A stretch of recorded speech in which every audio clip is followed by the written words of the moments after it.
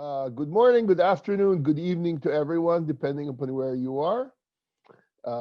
Welcome to the summer school again. The Russian summer school has been held for quite a number of years. I was first invited to participate in 2009, and I've been participating virtually, I think, every year since 2011. So this year is unusual, and I should preface this by saying, usually at the beginning of the summer school, I give a standard lecture which I've always given about how to present your work and how to organize your PowerPoints and your Beamer presentations. However, this year, given that it's Zoom, I thought I would do something a little bit different. I'm the kind of guy who likes to talk a lot and run around the room to in order to engage with the students and the audience. But this is somewhat different since Zoom is a very different format. So I thought what I would do instead is present a paper, but not focus as much on the topic. It's an old topic, but if you haven't heard it, I hope you'll find it interesting. But what I'm going to do is throughout the talk, I'm going to guide you into thinking about what should I put on the screen. And that's first and foremost. Now, why is this really important? Well, it's important because I would say the average talk I've heard in academia is bad. What do I mean it's bad? It's bad because it's verbose, it's dilatory, it doesn't get to the point, and very often, I have very short attention span. So I just lose the thread of the talk very early. I don't know how many talks I've attended, whether at the AEA or at George Mason or at other universities, in which I'm not even sure what the speaker is saying after the first 10 minutes. So in my view, a talk should be structured. So within the first 5 or 6 minutes of the actual talk, you actually know what the speaker is trying to do, what is his or her hypothesis is, and whether or not you should care about this. Remember, a talk is it's two things. One, it's about persuading the listener that your work is serious and interesting. But secondly, inform the speaker about whether your work is relevant and is for that person. So the talk, one of the things I think a lot of people do is that they write talks to not make mistakes. They pretend that this talk is an exam. It's as if the professor, it's a grad school habit. The professor is grading them with the talk, and there's like a checklist somewhere. And if you miss something on the checklist, you fail. But that's not what most talks are doing. Most talks are implicitly competing with all the other talks being given and all the hundreds and thousands and millions of papers that have been already written. So the biggest problem you have with the talk is not going to be that somebody will say, okay, you fail. The biggest problem you have with the average talk is that 5 minutes after you start speaking, somebody will be spending the rest of their time daydreaming about what lunch is going to be. That's the problem with a lot of research. So your work presumably is good, or you wouldn't want to do it. Your work is presumably interesting, or you wouldn't have picked that topic. Now, of course, it may well be that you're doing the topic because you don't like it, but your advisor told you to do it or something. That's totally different. But if you're not interested in your own work, you should learn to fake it, okay? Because that's one a very important thing. So now, for the participants, I ask you to read the paper I sent, which is co-authored with me and Noel Johnson, and which has already been out in journal for about a decade now. So it's an old published paper. What I did is I put up an early presentation. This is a presentation which I haven't edited, which comes from around 2010. And in fact, the published article had some small changes in the numbers. They don't affect anything important, but I didn't change those. So this is an early presentation I did, and I presented this at HSC also in 2009.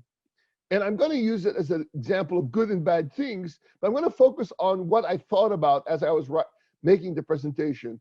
And I want you to keep even criticisms of it in mind. Can you think about ways in which my presentation could have been improved? Okay, so now let's talk about the paper itself. So right away, the title indicates what the hypothesis is, even it's not entirely clear yet. So I say, does fortune favor dragons? So the advantage of using a question mark in the title screen is it already gets you thinking about the answer, even if you have imperfect information.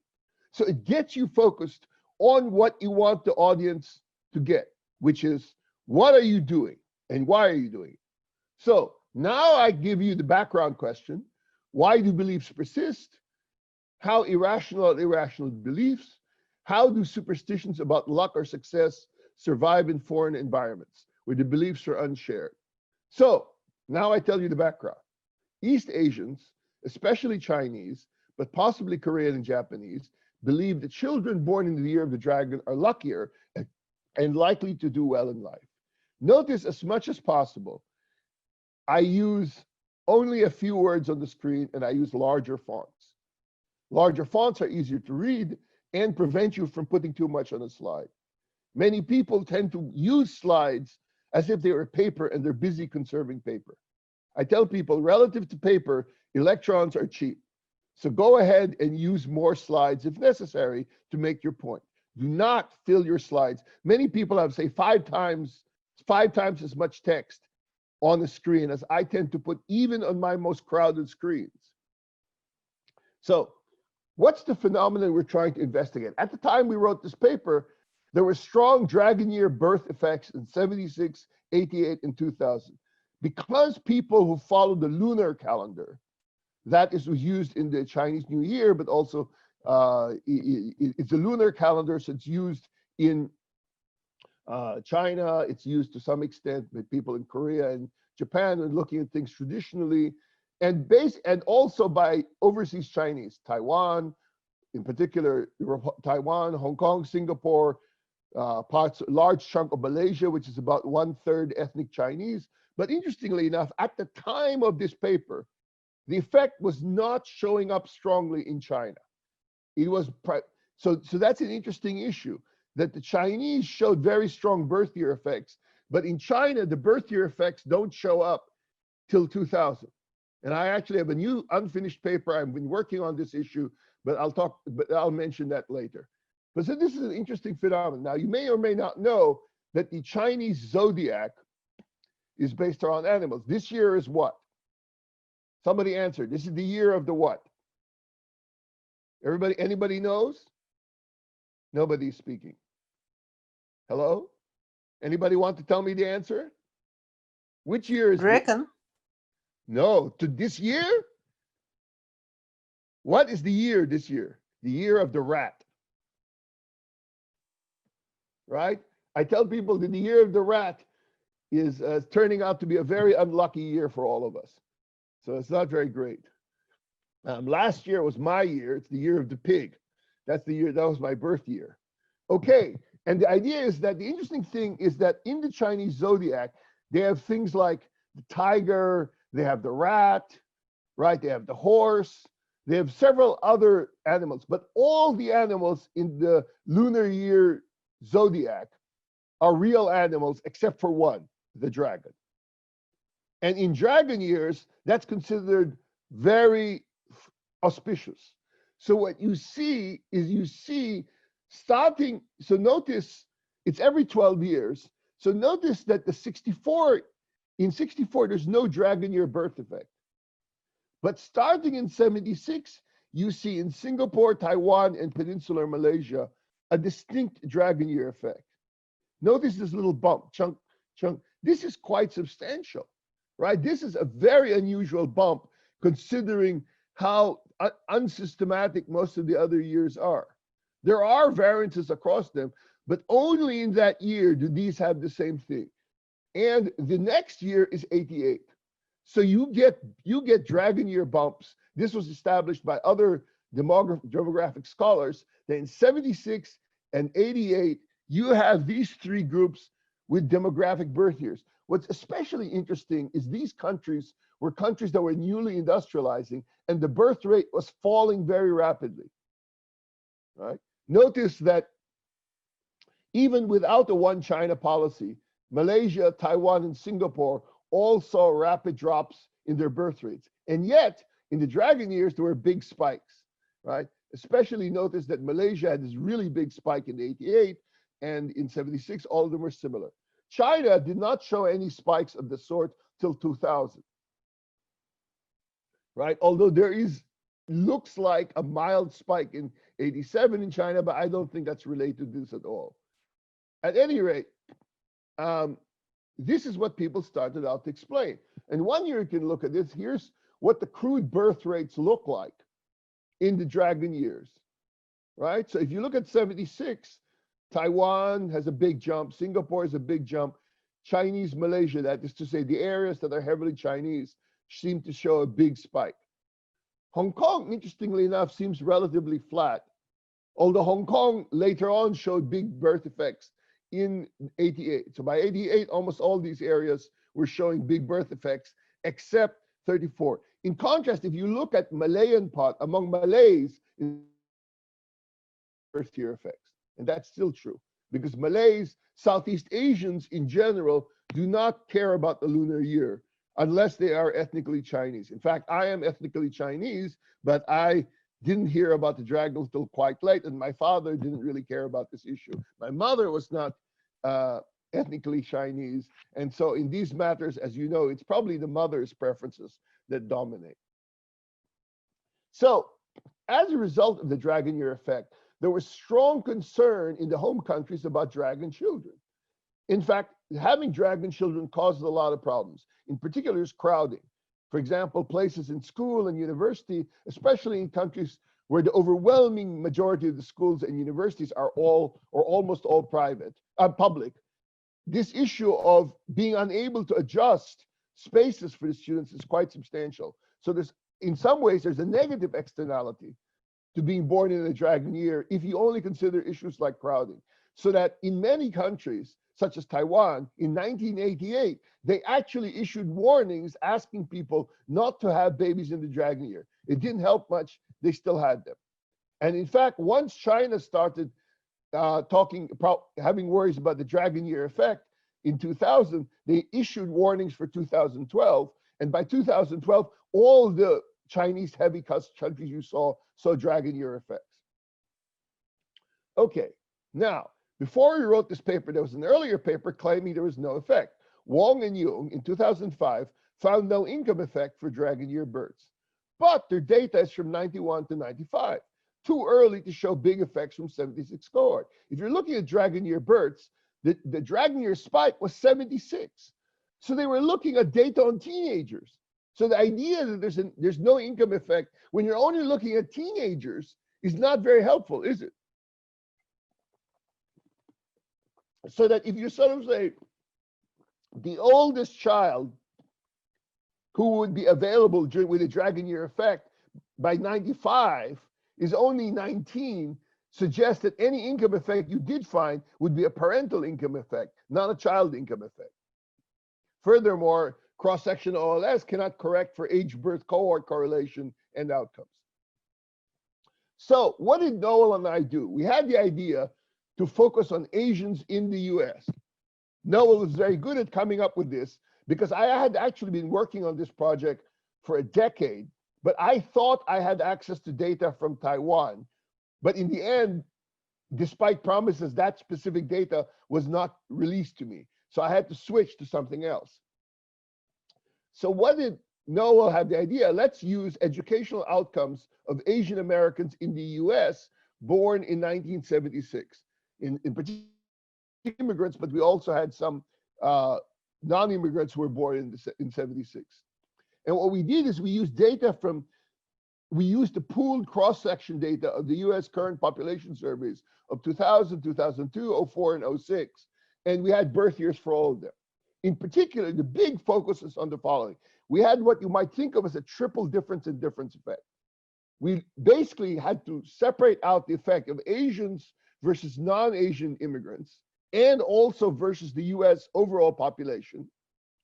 And then among Asians, we separated Asians versus dragon year Asians. So in other words, one of the things you'll notice later is that Asian American immigrants and Asian Americans in general tend to have the highest average years of schooling, with vastly more people at all income groups. Even at the lowest income group, a very high percentage of Asians in America will complete college, the highest of any ethnic group in the United States. And so you have to net out that effect from immigrants in general. The majority of American immigrants as of around 2000 were Hispanics, that is, the newer immigrants from those periods. So you're going to net out that effect. Hispanics, Catholics are not going to be paying attention to the dragon year effect. So if you look at that, you see that the Asians have more education. But then we want to sort of see, given that Asians have more education, how do Asian dragons compare to other Asians? Notice that normally this would be a very bad thing. In fact, it's difficult because Asians already have such a great amount of schooling. In order to have a significant effect, it requires a substantial movement, because you're talking about the Asians. I believe on average, Asians have about, you'll see later, it's about 14 years of schooling on the average. That's averaged across everybody. That's the poorest. In fact, even those who just got to America and had little education. So imagine a person arrives at 25 without going to college. The odds of them going back to college aren't that great. So even averaging all those people, Asians have 14 years of education on average overall. And this is not just Chinese, by the way. It's averaging all immigrant groups. So in general, others will not necessarily have as high education as Chinese, Japanese, or Korean. Nonetheless, they have the highest average education. Then you want to separate Asian versus non-Asian immigrants. So what do we find? We find that Asian dragons have nearly half a year more education than non-dragon Asians, perhaps a third, more, maybe actually more in some cases. Looking at only at immigrants increases to almost a full year of education. This translates into a much higher likelihood of having a college degree. So with a group that is already on average attaining about 14 years of, a little over 14 years of education, Asian dragons are more likely to have 14 and a half to 15 years of education. And moreover, as you'll see, this works even in a subsample just of Taiwanese, so that we can separate out country effects. So the basic regression is simple. It's very simple. You're controlling for gender, income, state fixed effects, age fixed effects, year of birth effects, right? And what do you see? You see here in this one, Asian versus non-education. Asians have, on average, a year more than the average, and dragons as a whole, that is looking at all immigrants, actually have a negative effect. But Asian dragons have something like 5 months more education. So that's a substantial difference, right? That's Asians and dragon. So if we look at also, if we compare Asian versus non-Asian immigrant education, you get these big effects, all right? On average, Asians have 2 years more education than non-Asian immigrants, and Asian dragons give you another 7 months. We look at Taiwan specifically, and we show pooled cross-section, doesn't allow group submatching. So what we did by focusing on Taiwanese immigrants in 2000 shows that those born in 1976 are 6% more likely to hold a bachelor's degree than non-Taiwanese born in the same year. Because it makes sense.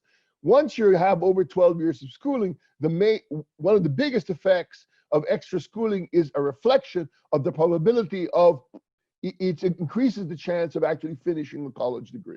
So that makes sense that you would get this kind of small but significant effect. Chinese, Asians versus non, this is just a table. Notice what I do with the tables. Many of my tables that are hard to read, most of them are kept in the appendix. I have a lot of tables and graphs, so if you ask questions about it later, I can show you those tables and graphs. But during the bulk of the talk, you should avoid showing things that can't be read. Whenever possible, try to make your tables readable. If it's hard to do, try to break up your big table into small tables. If you can't do that, make summary tables that explain your ideas. This is very important. The summary tables, very often, if I can't, if I can't read the table at all, why are you showing it to me? If you must have a table with unreadable elements, and I have that problem, you'll see that on the 29th when I give my new talk. That new talk isn't even finished yet. And I'm struggling because some things we're going to be putting at the last minute. So it'll be hard to massage the tables as nicely as this. So if I can't make them this nice, I can at least take the significant variables and use a bigger font. I can use a bigger font. I can use a different color. I can use anything to make the results you want to stand out. If you just want to show a table in which you have like 15 columns and you have 12 variables or something like that, there's no one's going to be able to read that. So you need a summary table. Or if you have only 5 or 6 results that matter, then magnify those and make it so that people sitting in the middle and the back of the room can see your results as clearly as possible. Again, it's easier with Zoom, but let us hope that by next year, perhaps, we will be able to resume some live presentations. I believe my school, George Mason, will be allowing some in-class presentations, and I'm going to be one of the early guinea pigs teaching to a small section live in the fall. Excuse me for a second. Zoom is much harder too. For some reason, I find lecturing on Zoom more tiring than lecturing live, even though I'm sitting down, and lecturing live, I move around a lot. Okay, why is this happening? Well, fertility data for those born in 98 and 2000 show that their Asian mothers are more educated, richer, and older than non-Asian mothers of the same year. So this is not necessarily a treatment issue, although there's a separate paper in the American Economic Journal for Vietnam that looks at siblings that does show that there's a treatment effect. But in our paper, we can't really conclude the sibling effect because we don't have that kind of data to distinguish very clearly. However, what we do observe is in our data set, the dragon year mothers are richer, more likely to finish college, and are about 2.5 years older. This is a very important point.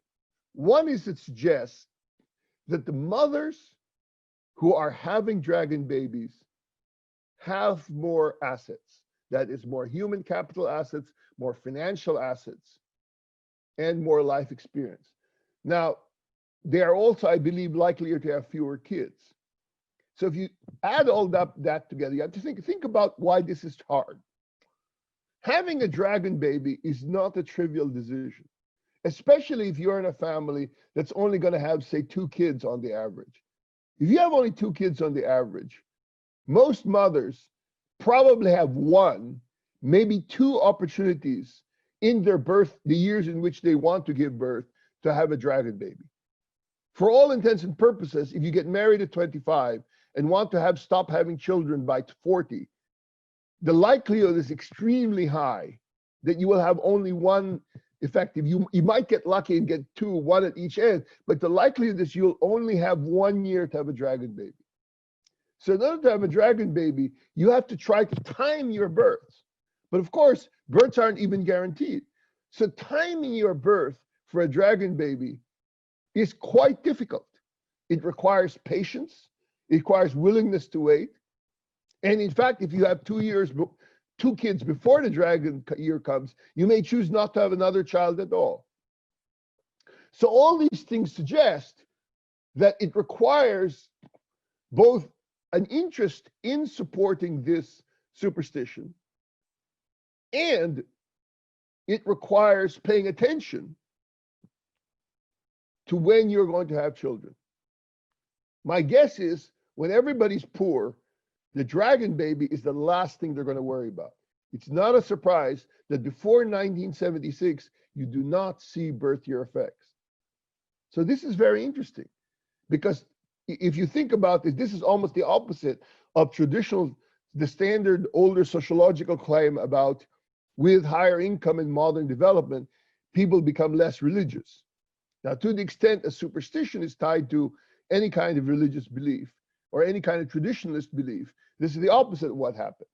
And there's a lot of reasons for that. One story might be they've always had this belief, but before it was too costly to worry about it, so they don't have it.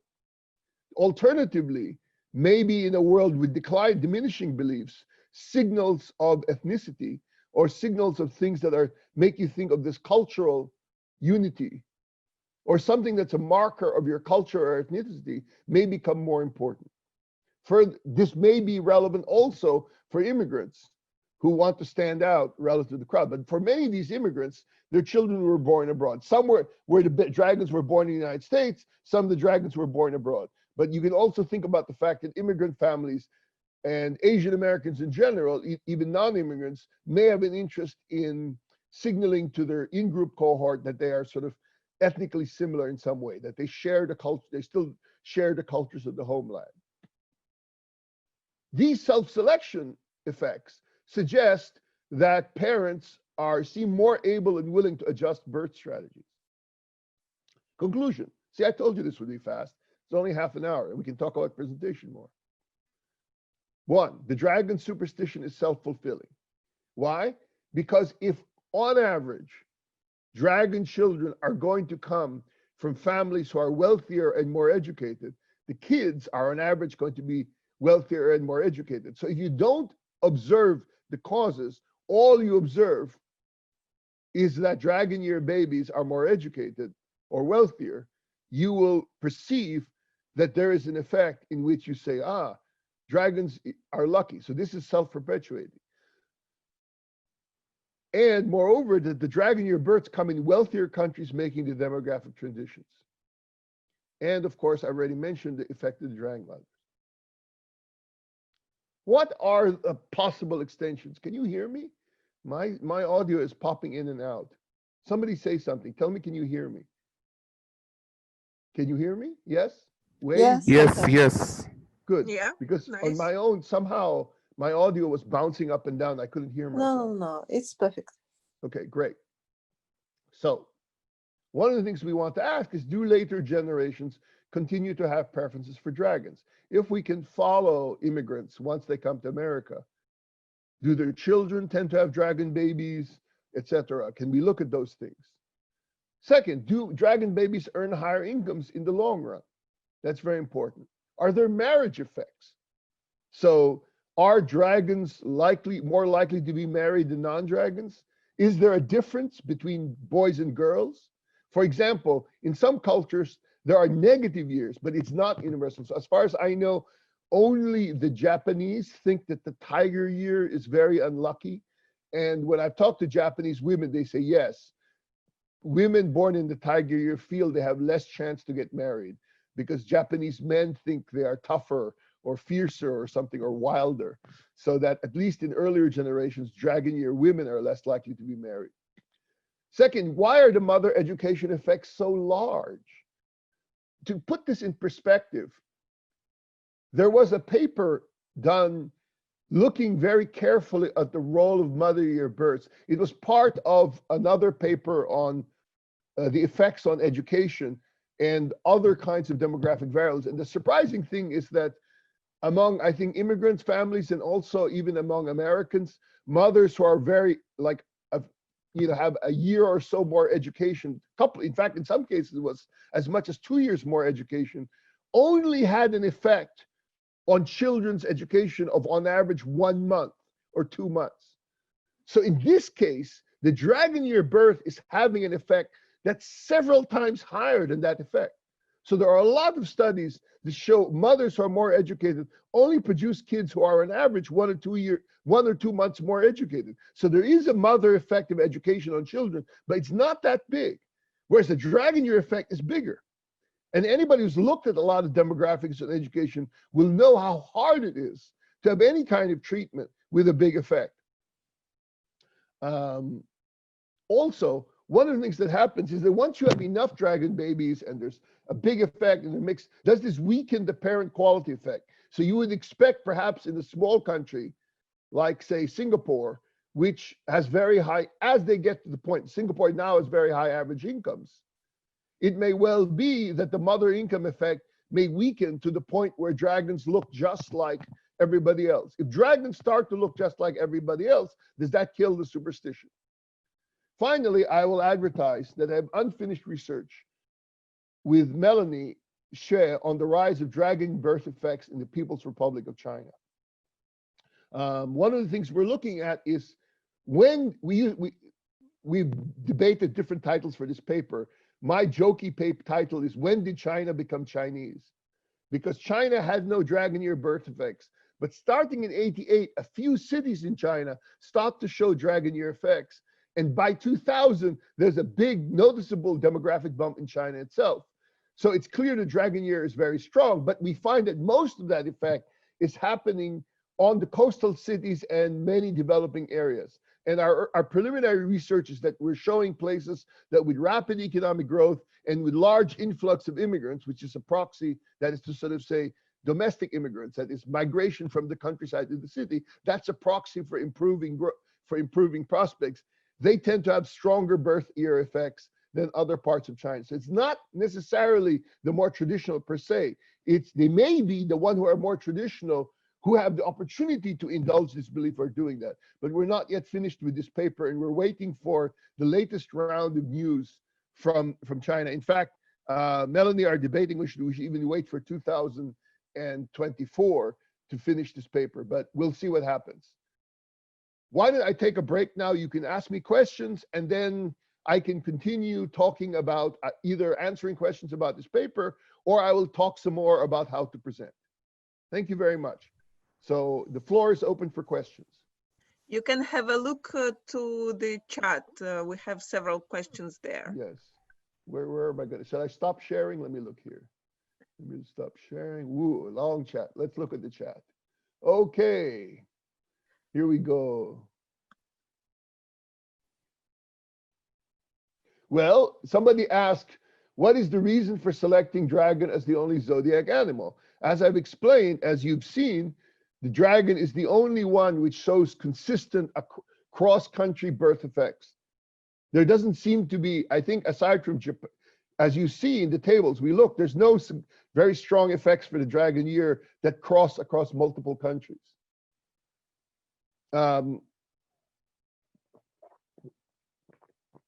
And as you're, and the other question from Hugo, is this validation? Yes, as I explained, it is. So have I answered all the questions on the chat? Yes. Any other questions? I also have supporting data, and I have a bunch of other tables if you're interested in. But you have, I believe I told you all the essential ones. Well, Professor, can I? Yes, sure. Shujat, is that your name? Yeah, thanks for a very much fascinating presentation and very much insight into this zodiac study. Well, that question regarding reason for selecting dragon was from me. I am also a student at Beijing University of Technology in China, where we have been taught that tiger is the sign which means hardworking. A person is much more hardworking. And rat has a story that there was an animal race and that how rat won that race. So the Sure. meanings are a bit different from other countries. Correct. But notice we didn't find many other, I mean, there are other birth year effects, but they're unequal. So it's very hard to, and there's not systematic. It's not like every 12 years you get the same effect. True, but my question here is, like, if we go for some China specific study where tiger means hardworking, that anyone born in the year of tiger is a hardworking person. So why not we select tiger? But we don't. We just don't. That's the point, right? Or if the effect is so small, it doesn't matter. That's the point, right? So that's why you start with the broad effect. So I'm not saying there aren't parents who might choose to time for the tiger year, but we don't see any evidence like that on a systematic basis. Okay. Right? So in other words, I would like to see effects that are happening a lot, not just 1 year jump, right? Because 1 year jump, it's very hard to tell. Remember, the other issue you have to think about is that you have to separate the effect of the year itself from other things that happen for the year. If you just have 1 year and nobody else does it, then it's very hard to say whether it's something idiosyncratic about that year and not the tiger effect itself. If you look at all the demographic studies, the 1 year that most Chinese areas will have birth year effects, and not all, but most, it will be dragon. Okay. You I got it. understand? Otherwise, it's a Yeah. unique phenomenon. So It becomes just an event study. You can say, in this 1 year of the tiger, there was a big jump. What were those effects? But you have a harder time making the argument that it's because of the tiger year. So Imagine we can. that the previous 12 years, tigers declined, but now they jump. How are you going to convince an audience they jump because of the tiger effect? Okay. So we can say that these all events have occurred randomly because Not necessarily. I'm not saying they might have occurred randomly and they might not, but not Okay. the tiger effect. That's non-random. The Okay. dragon effect. I got it. Thank you. Very good. Other questions? I have one question. Yeah, go. Can I ask? Yes, sure, please. Okay, thank you for presentation. In your paper, you showed that the deviation at birth rate compared to baseline 1970s, right? Yes. So, and in 1976, there is no deviation compared to baseline. So it looks like almost on the same level You between mean for these. China? For US. Oh, So- yeah. Yeah, right. And there is also the increase in birth rate for Asian American and for non-Asian American in 1976. So is there is any reason economic that you have like this drop from 1917 and starting from 1974 you have this increase? So Well, that's why we want to. That's why we do a difference in difference. We Mhm. ignored the increases for. I mean, we noticed that. That's why we look at non-Asian dragons.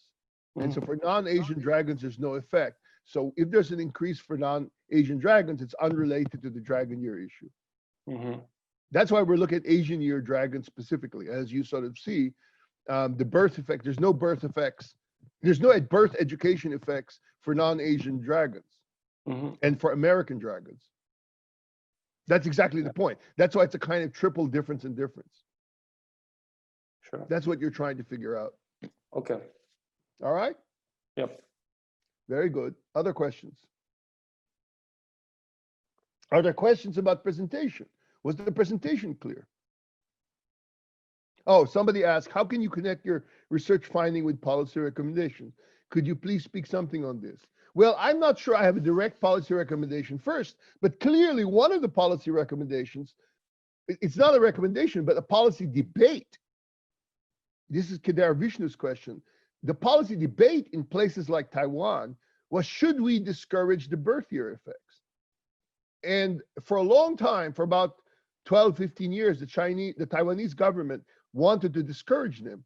But now, because both China and Taiwan and many other countries in Asia are worried about demographic collapse because birth rates are falling so low, now they sort of say, okay, it's going to make things harder and more crowded, but we're going to accept anything that happens that does encourage births. So that I think in 2012, Taiwan, instead of criticizing people going to, so before that, like in 2009, 10, they started saying articles, it's like, it's okay to have a dragon year baby and it's great to have a dragon year babies. Because even though it will cause some short-term problems, people have found, as you may know, there are a lot of pro-fertility policies around the world that don't have very big effects in terms of birth rates.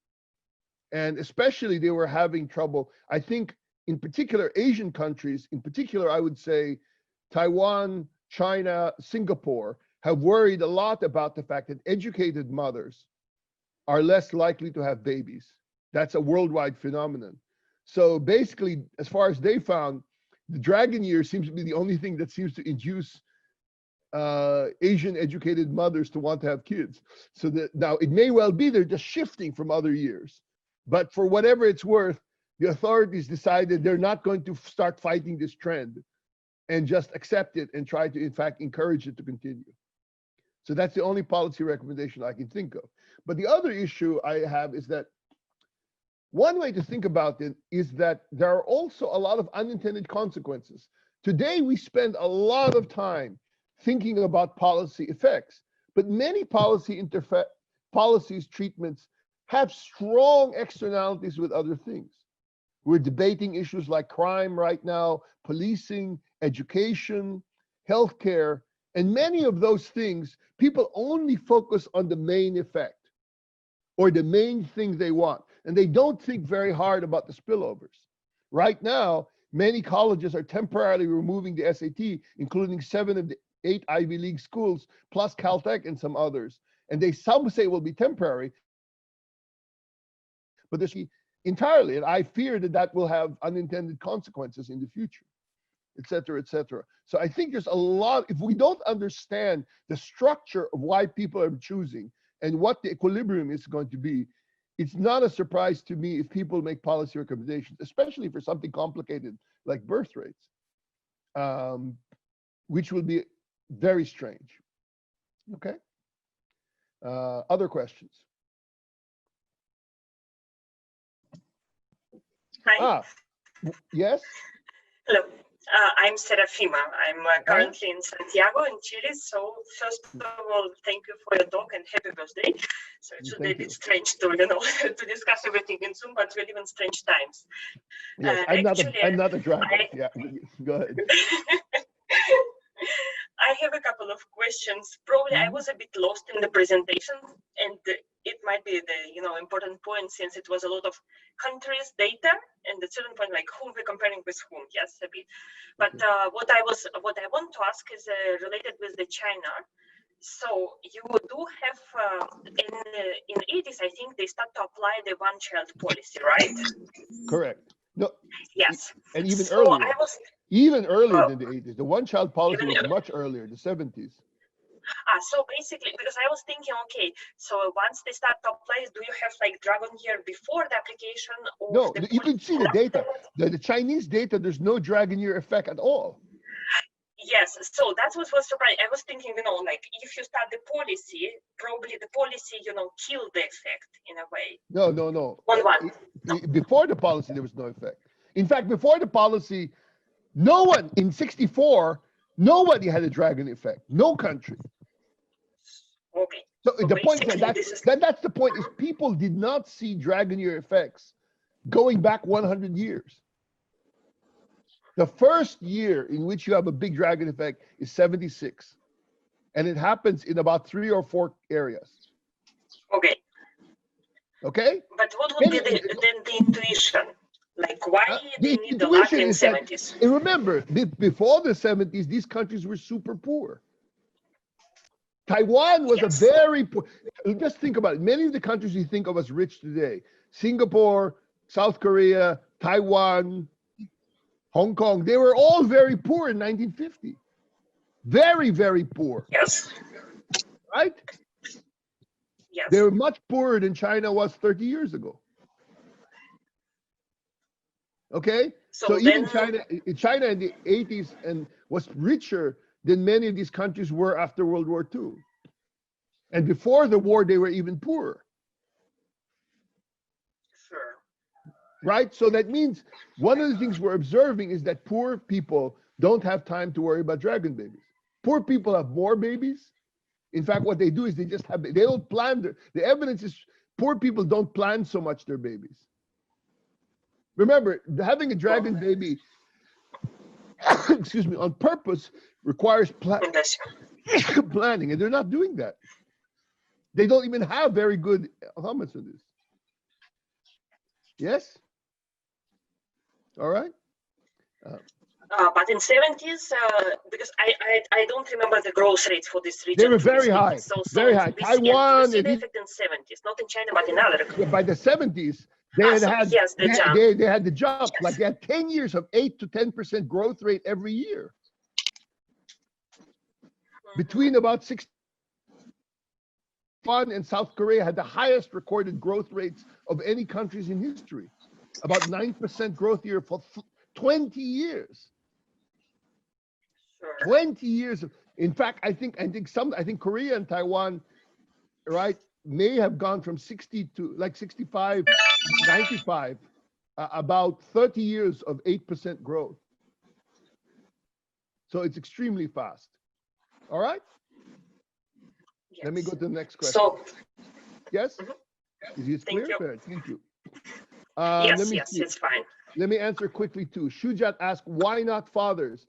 Because we cannot use the data to link fathers and children in the data. We couldn't link it. We got very tight. We have strong evidence for mothers, for children born and parents, but we don't have tight data in the data set. They don't have links for all the fathers. So we cannot identify all the fathers. It's that simple. Hello, hello, hello. Hello, who's that? Never mind. Let me answer the Hitendra Bargal. Ask a question. Will I link the study with violent crime and all that?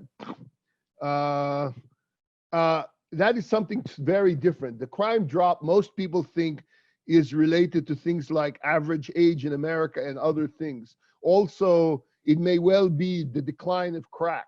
So the two things people talk about the crime, violent crime increase was due to the rise of crack cocaine, which was one of the big jumps. And the other one had to do with aging birds. But so it's not very direct. I mean, you can try to use my dragon story as an instrument for something else, but remember, it will only work well in the Asian community, right? It shouldn't have an effect in the non-Asian community.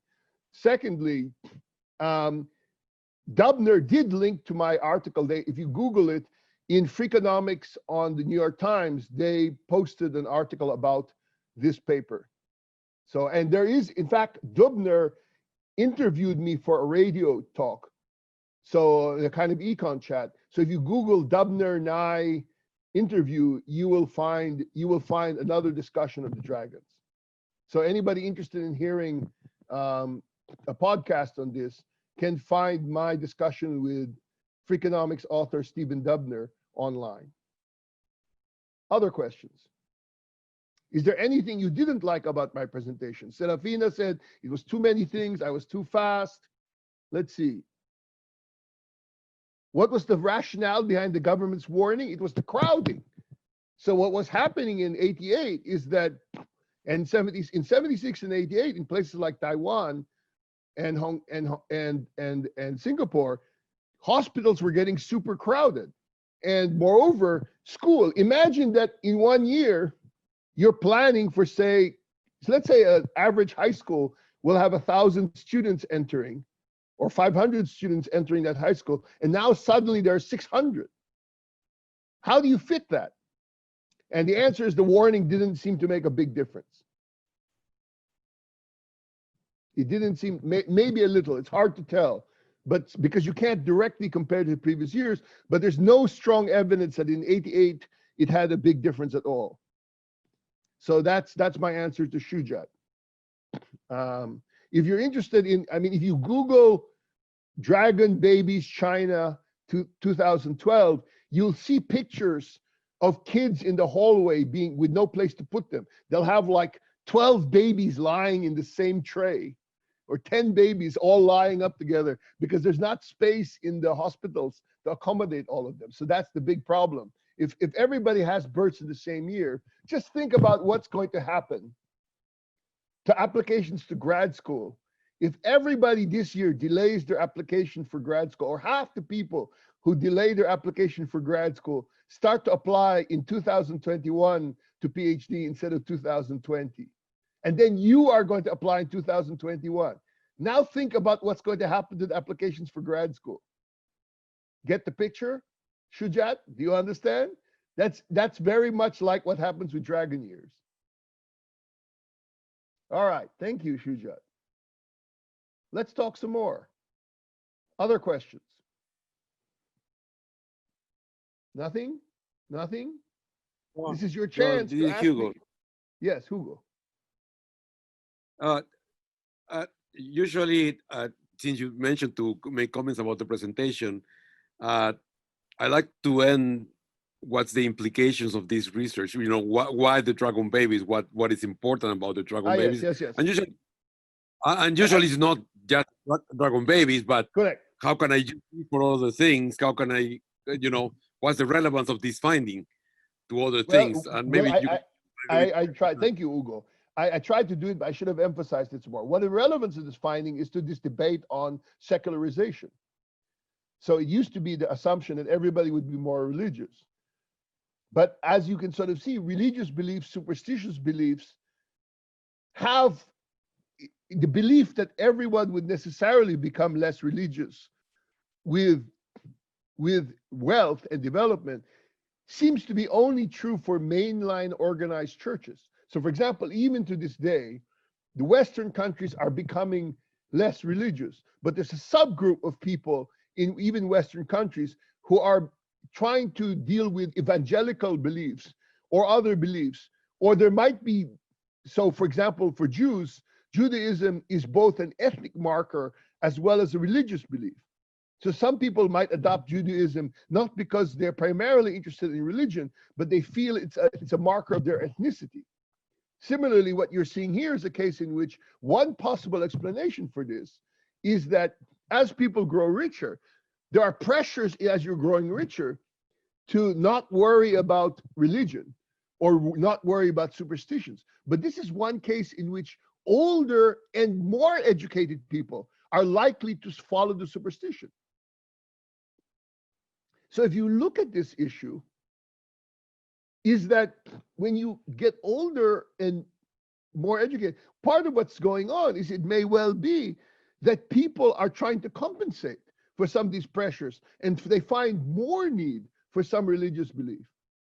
And indeed, many people make the argument that there's a core of the environmental movement that's fanatic, or the people who go around destroying things, or Greenpeace, is that these are often serving as religious substitutes for the decline of organized religion. So in fact, there's a lot of ways in which superstition and religious beliefs, or some kinds of religious beliefs, become culturally more important with greater modernization and wealth. And in fact, now that cultural economics is a growing field, issues of belief and when superstitions take on an important role is very crucial as well, as opposed to the naive view of, say, maybe 100 years ago, where they tended to feel just richer, more developed people are going to care less about whole superstition. I mean, of course, the Soviets used to feel that religion, like superstition, was an atavistic belief that would fade as the socialist heaven was approached, right? And so that's why they treated religions as completely alien. So that's why they had the Church of Darwin. And Darwin was they turned, I think, an important cathedral into a museum of science in Russia for some of these. And there are other groups who are not in Russia who talk like that in the Western world, in the United States, in Western Europe. Even to this day, you have many militant atheists who see beliefs purely as all religious and superstitious beliefs as purely atavistic. They don't serve any needs, and so we just eliminate them. So I think understanding something small like this and understanding how a cultural belief is important. Secondly, it's related to there's a theoretical game theory literature on self-fulfilling prophecies, and that's related too.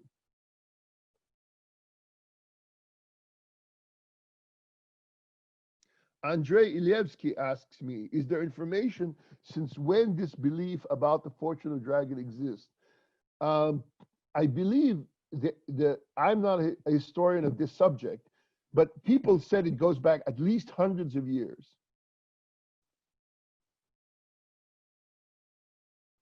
Other questions? How about your own presentations? Do you have questions for me? It's already been 1 hour. You haven't asked me, how can you adapt these ideas to your own presentations? You're going to be making presentations. Remember, when you do especially you're going to be making short presentations. When you make short presentations, you don't have time for even the background first. So here's one piece of advice. Make sure your first slide has your idea or hypothesis. An idea should not be stated very long. Do not write, right? In the course of development of industrialization and the movement away from agriculture in our country, given the background of the switch from socialist to post-socialist development, I want to study. Notice that before that sentence is finished, I will be asleep. right? So if you want to talk about something like, did changes in tax policy improve agriculture? That's the kind of question I want to see. Or hypothesis is, you know, tax policies, or a statement is that sort of tax policies increased development or which part of the country was most benefited from tax policies. You understand? When you're writing a short presentation, you're going to be doing, I believe, what? You're going to get 10 or is it 15 minutes to present? If it's 10 minutes or 12 minutes, whatever it is, you don't want to waste time. Do not give a lot of stupid background. What you can do if you want is you ask the question or give the hypothesis first, then give me some short background. And most important, do not put everything on one slide. Unless the two are really related and are easy to read, do not put two figures on the same slide. If possible, if you, like I said, if you must show a table, like I will show in my next lecture, which has many things you can't read, make sure the things that are important are easily read. So those are two big pieces of advice I have. Very good question. How to introduce a new concept in a short presentation? Well, then this is the challenge for you. You need to understand your own concept well to say, what is new? And how can I summarize that new concept in one sentence? If you cannot do that, you don't have a new concept, but you don't have a really new concept. Furthermore, you're going to not prove the new concept. You're going to use the example of the new concept in a specific thing. Thank you, Dennis. Yes, it is exactly what I noticed. I've said this before. You may not know this, but I've been giving talks around the world. And what I found is most people, apparently, this is probably a bad revealed preference about the quality of my research, but more people are interested in hearing me talk about how to talk than my actual work itself, which is probably a negative signal. But you know, one of the things I've noticed, Dennis, is that all around the world, people give bad talks. And if we think about it, it's very strange. As we know, one of the hardest things for students is to get a job. You know as well as I do, and we get job candidates. On paper, when we invite them in, they're almost at an equal footing. So very often, at the margin, the single most important skill that determines whether you've got your job or not is how good your presentation is. And yet guidance on given talks is almost never taught in grad school. It's crazy, right? Right? How would you like to comment on what you've seen in this regard, Dennis? Since Dennis Coates is a senior scholar as well, I would be happy to hear from you on your ideas about this. Because I have a lot more suggestions about presentation. But what is your experience, say, in interviewing people, listening to talks, etc.? Dennis, why don't you turn on your mic? I absolutely agree, John. That it's not just giving the presentation, though. Let me say up front, one of the most important skills to me is being able to answer the questions that are posed during the presentation, and in part being willing to say you don't know and that you will look into that, but also being able to give some a clear explanation rather than falling back on pointing to an equation or restating your assumption rather than making it clear what that assumption is or what the hypothesis is. I think it was actually Elena last year in St. Petersburg gave a really nice guide to giving presentations, and I think it was like 7 by 7 or something. It was 7 lines on a slide, and yeah, no that's more mine. That comes more than 7 words. She's repeating my talk. Yeah, sure. Okay. Okay. Yeah. That's really important. It Mhm. should be more like an outline, and you as the speaker fill in the details, not put all the details on the slide. Moreover, as I tell students, even if you use numbers or symbols for your variables, tell me the name of the variable, not the name you use. So for example, I hate people who say something like AK-47 times AK-74 shows this. What is AK-47, right? That's why, notice when I was presenting, I didn't use, even if in Stata or something, we had stuck in variable names are weird. I don't say popnum times, log ln, I sort of say, GDP or income. I'd say Asian dragons, Asian income, Asian education, right? I don't sort of say edu23 times AD7 is equal to this. And a lot of people do that. Once they make a table, they recite what's on the slide, which is ridiculous. Or they copy the stated output and call that their table, and so then you have those weird variable names. Right, exactly. But even if you must do that, tell me what those variable names mean. So when you're describing them, point on the screen to the variable and say, like, let's say it's about Asian dragons, but you use some weird number instead. You say, this variable is the cross product of Asians and dragons. So Asian dragons, and then interpret as I did, Asian dragons have 0.6 years more education on average in this group, which is about, say, something like 7 months of extra education. So as much as possible, as you're explaining the data, always speak it in the most intuitive, clear way possible. So thank you, Dennis. Thank you. Very nice. The other advice I will have always is that be clear. I don't know if Dennis noticed this too, but I noticed with graduate students, so maybe this will not be true in a Zoom talk, but in live presentations, here is something I noticed in maybe 1/3 of graduate students. 1/3 of graduate students, when they're presenting a paper, say an hour-long presentation, what will they do? They will have these long slides and they will start speaking loudly and clearly. But suddenly, when the most important point of the slide will come, they will lower their voice. And it's subconscious. What they'll do is they'll say something like, the background shows this, Acemoglu had done this, blah, blah, blah, blah, blah. And therefore, I'm going to show that this variable is significant. I've noticed this so often where they muddle the most important statement rather than the background. And here's my psychological guess. My guess is that many grad students are afraid they're going to be wrong.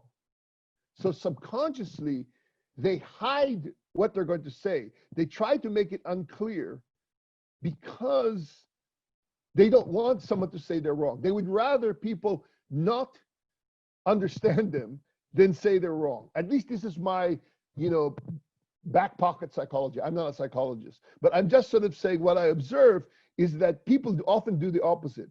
Every slide, there's one idea you want to communicate. Make sure that idea is clearest. Everything else you're saying is an elaboration, it's an expansion, it's a development of that idea. But for every slide, most people will forget everything you've said, except for 1 or 2 or at most 3 ideas. What are those ideas going to be when they leave your presentation? Other questions?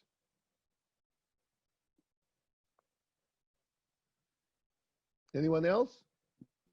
You're stunned, Hugo. John, you again. Something that catches the attention of people when you present is if you phrase whatever you're presenting that you're going to show something that is counterintuitive. Yes. Yes. That really catches, that you're going to show something that they think is wrong. That catches the attention a lot. And then if you, at some point, you build it so you can have the smoking gun, that proof that really supports what you're saying. I think having those 2 elements also helps in nailing the presentation. Yes. Yes, absolutely. Absolutely. Also, when you're speaking in public, one of the things people need to do is, if it's a largest group, if it's a large group, look down the middle of the group and then move your eyes left and right and look at different people as you're lecturing. If you look at the center of the group and then move your eyes from time to time, slowly throughout the audience, people will feel you're looking at them, which is very important. The other thing you should do when you're presenting is try not to read the slide. You can't help reading some of it. But most important is tell me what's on the slide. You should think about the slides as helping the audience follow what you're saying. But audience should be focused on you, not the slide. So what you're saying should be clear enough and interesting enough so that most of the time the audience looks at the slide quickly, but then goes back to talk to you. Good question. If the paper is theoretical and there's a lot of derivations, how to present the model in the short talk? Well, very interesting, right? So let me tell you a story about this before answering your question. I went to Northwestern for grad school, and I initially wanted to be a theorist, actually. That was my initial work. In fact, I didn't finish. I even won a fellowship in my third year for writing an I/O paper, and I was going to write a kind of game theoretic I/O paper. And I had studied people like John Panzer, Truman Bewley, John Ledyard, so many theorists, Nancy Schwartz, Mort Kamian. And one of the things I noticed is that if you'd like, your typical theorist came to give a talk at Northwestern, especially grad students who are applying for a job, they would often hide in the equations. They would put lots and lots of equations on the board. It was hard to read. It was hard to follow. And sometimes you had to wait 30 minutes for the punchline. One of the things I noticed about great theorists like Arrow is they often began with a short story. So they introduced the idea with a very short, intuitive story. Then they explained the logic of the paper in a very short, clear, and non-technical way. And then they started doing the technical presentations. Even when they were proving stuff, in the middle of the proofs, they would always focus on the intuition.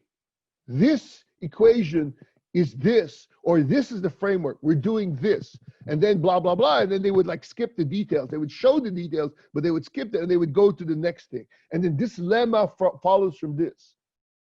Moreover, when you're doing a presentation, what are the most important things you want to communicate? What is new about your paper? How this relates to economics in general?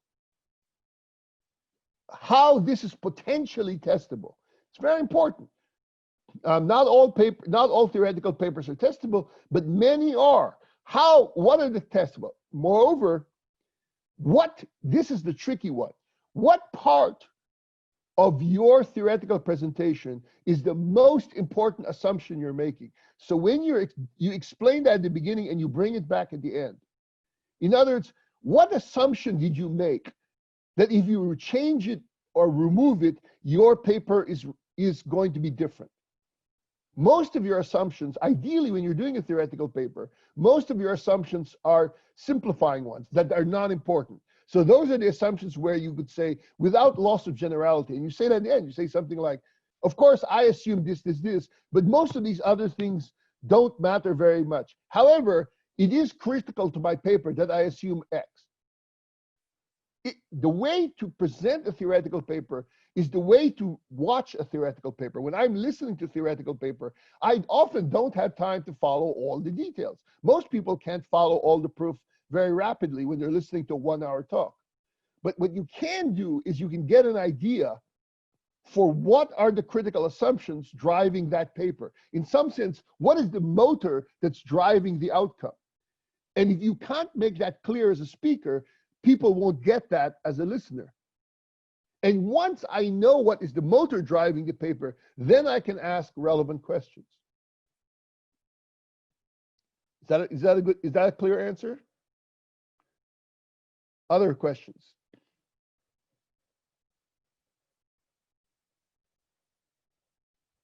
Anyone about presentation? One other thing, when you make a presentation, don't sound bored with your own presentation. That's terrible. It may sound funny, but it often happens. Many people give presentations. This is an example. This is something I would have given in other you know, in other talks, I often have to tell this story. As I sort of said, one of the problems with making a presentation is that people give presentations like they're 10-year-old boys giving a book report.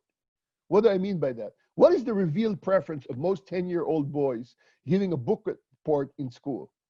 Little boys, more than girls, hate giving presentations. Most students don't like giving book presentations, but I've observed that little boys, even more than little girls, don't like making presentations. I remember talking to my sons when they were small and they were unhappy about having to make a class presentation.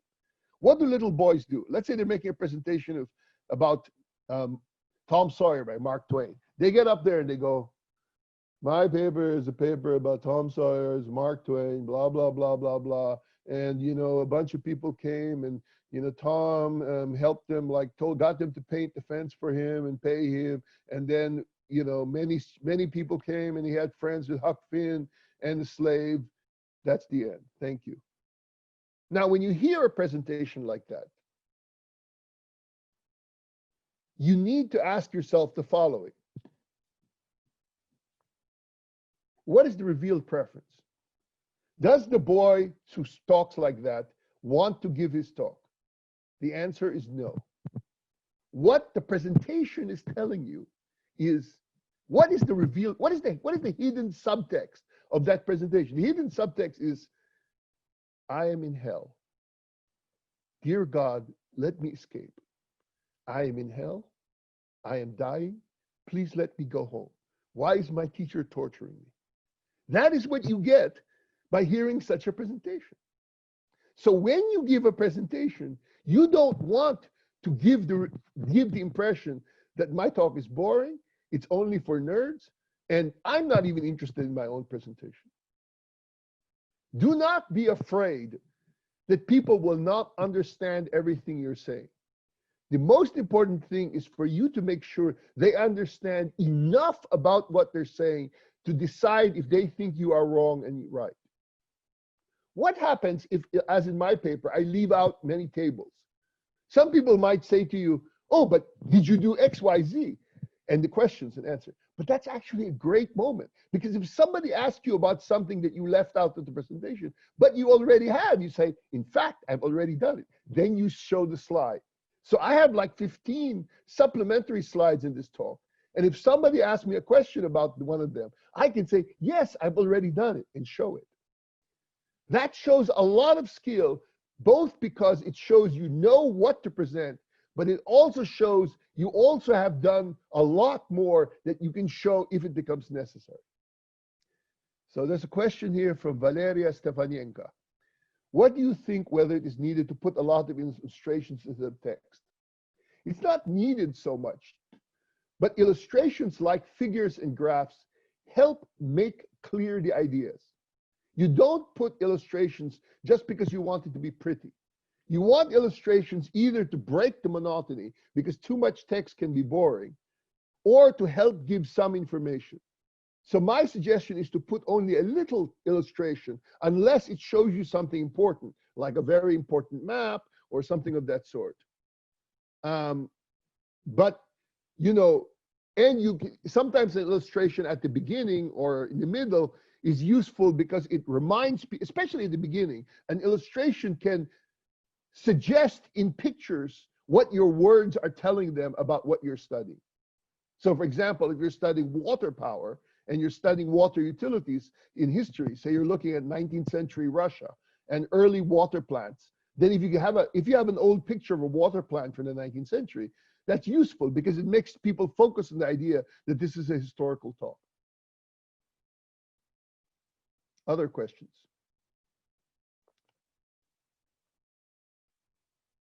Well, if your variables are all statistically insignificant, it's going to be hard to get it published. But what you should do is at least try to explain in the presentation. So I found no results. But what you should do, however, if you find them insignificant, is try to ask yourself the question. If your original idea was wrong, what do you think is really going on?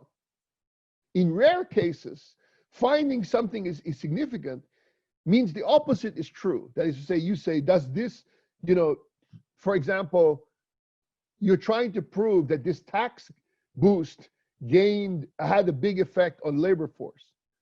But maybe you should change the paper to instead be saying, many people have assumed that this thing has this big effect. Let us see. So we looked at this special case and we wanted to understand, and everybody thought this would have this big effect. But actually what it turns out is when you correct for everything, those effects go away. So as it turns out, the evidence is that this tax break had no benefits on this population, blah, blah, blah. So that may turn out to be a new paper. So right now it's 12:20. If you want to leave, please leave. But I'm willing to stay for half an hour answering questions or hearing people's discussion. So anyone who wants to ask me anything, now is your time, right? I'm going to stay for the next half hour. So ask me anything, discuss any topic, we can continue. So, but I just say it's 12:20 for those for whom it's very late, or you want to sleep, or your child is screaming and something of that sort, right? Or your dog is.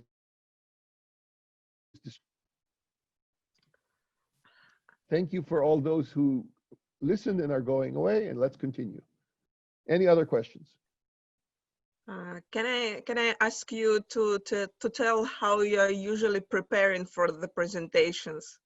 Because I really like the point that it is still for you a great job to prepare your talk, though you Yes. have a lot of abilities and skills, and it is easier for you than 20 years ago just to do the talk from 0 point. But even in this state, you think that it is important to prepare, not to do improvisation and so on.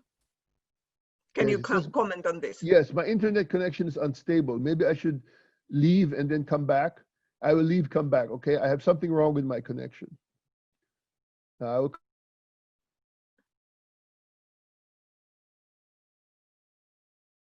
Okay, so we are waiting for John.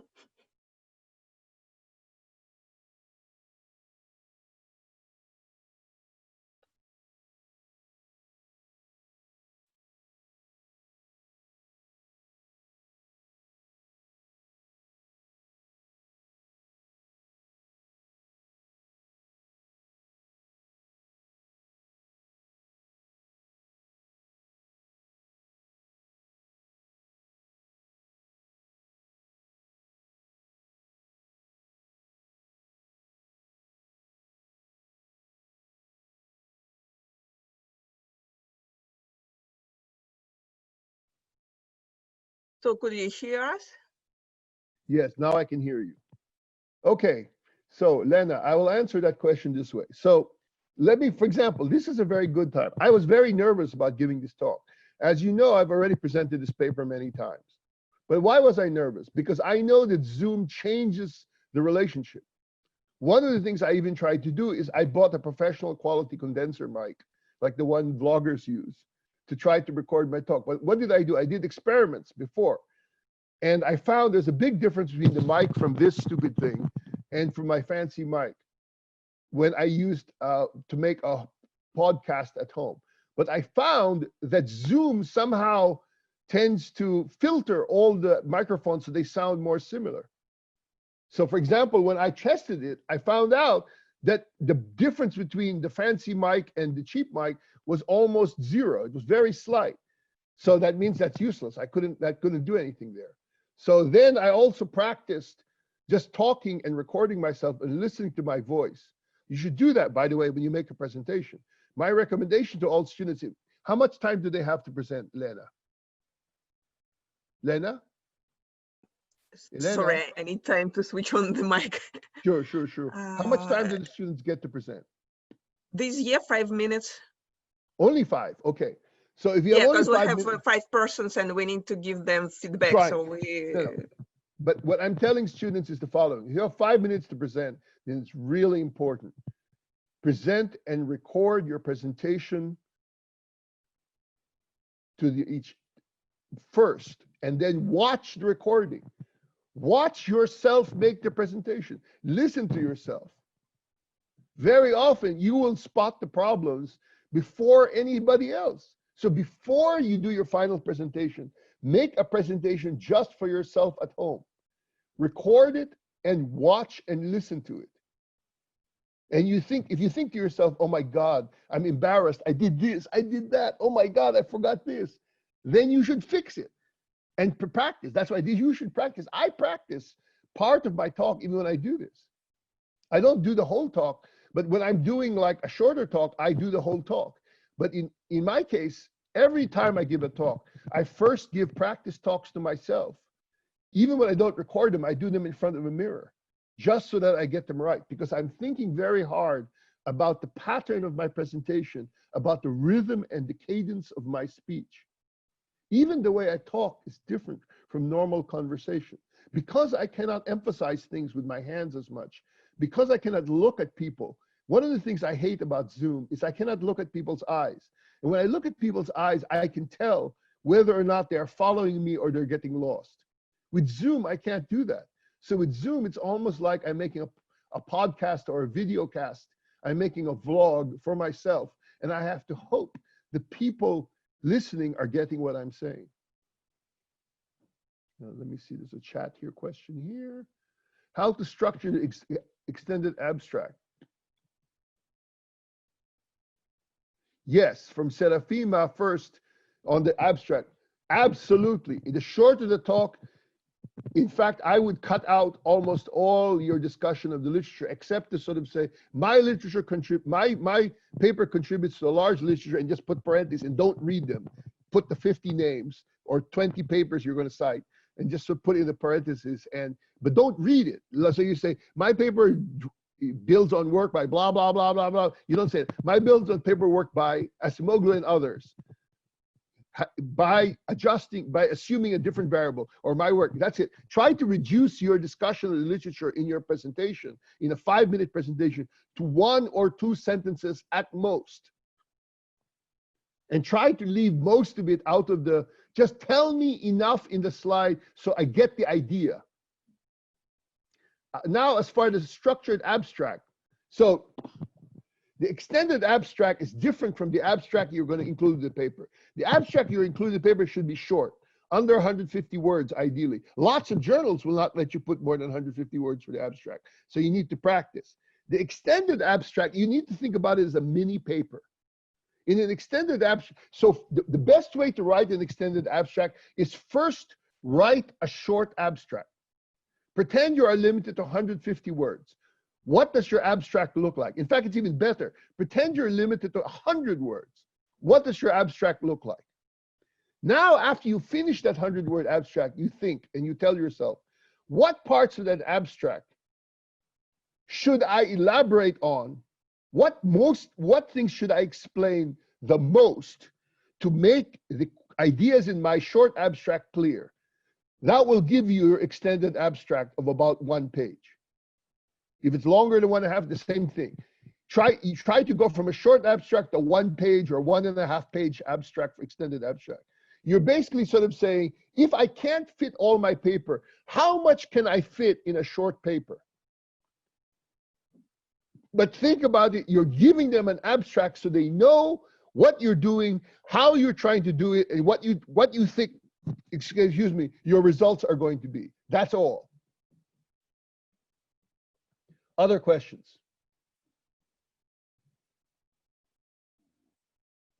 I don't even know if people are paying attention to me. For all I know, everybody's playing a game on their phone. Nobody's saying anything, nobody's looking at me, so they're all playing games on their phone. Right? Well, can I go with some more on my question? Sure, although I would like others to speak too, but yes, Shujat. Well, I asked this question based on my recent paper, which I'm now completing for ICRS conference in Dublin. They asked for the extended abstract, and it was like 3 pages, about 1,000 words, in which I explained my theoretical framework. Okay, it took 1 page, half page or quarter page goes for introduction and literature. Then what I was supposed to do? How can I put my findings or proposed findings or conclusion or recommendations? Well, that's what you have to do. You have to explain the intuition behind your paper in your next page. That is to sort of say, instead of putting all your graphs, all tables, maybe you can give the most important equation, or you say, this paper is built around the structure of a dynamic game as first developed by Tirole, blah, blah, blah. I study how blah, blah, blah, give that equation, it produces blah, blah, blah. And I find, then you maybe explain, maybe if you have like 2 or 3 theorems, I'm able to show in words, say this, this, this. I believe that it's important because this, this, this. And But in the, conclusion, but the this, problem here is, Professor, like in abstract, we just propose our theoretical framework, and as far as empirical studies are concerned, for example, if I'm going for a time series based study, let me say that in simple words, that my unit root test will determine the future methodology on basis of which my results, which I'm assuming can be different from what I'm getting. well, but then what you're sort of saying is you still need to find a way to explain that very simply, just in 1 or 2 sentences. Okay? Okay, thank you. Like everything, it's about how do you explain your model without all the proofs? How do you explain your model without all the equations? At most have 1 or 2 equations in the abstract, but probably none. Just how do you explain it? Okay. I tried to sit down and sort of say, you know, it's exactly like this. You know, let's say, how long does it take you to recite 2 pages of, say, abstract? Let's say that takes you 10 minutes. How are you going to explain to some famous guy? Who's the top guy in your area? Who's the most famous professor in the work you're doing? It's Mizan Rogov in So- international. So, for example, say Rogoff is listening to you. You're at a conference, and Rogoff says, I've got 10 minutes, fine. And you can't make notes. You can't show him an equation. You got to talk to him. What will you tell Rogoff in 10 minutes? Well, I just explain my research, that what I'm doing and why I'm doing this, and Yeah, well, what's my and motivation that's- behind this. That should be 60 or 70% of what your abstract should be. And then with your Okay. abstract, you could expand, you could explain a little bit more about further extensions or what you hope, so that in the future, perhaps this can this, et cetera, et cetera. Okay? Oh, okay. Thank you very much, and wishing you a very happy birthday again. Thank you. Maharita Fabricant.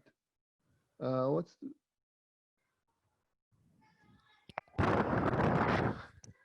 well, you should ask it honestly. That is to sort of say, he says, Maharita says, how the best way to address a question of an awkward presenter? Well, think about it this way. Imagine you're the awkward presenter. How would you like someone to ask your question in a way that will help you be better and also help the listener understand what they want? Just put yourself in their shoes, Maharita. Pretend it's you. Just imagine if you're giving the talk and you in the future arrive. Or imagine you were giving a talk, but you're watching you in a time travel machine and you're looking at Maharita say something. You're a little bit awkward, but you find the research good. What would you do? No, don't do that. Don't send email. If you want to do that, do that. But if you're going to ask a question in public, try to figure out a way to make the question helpful, but also clear that it's a real question.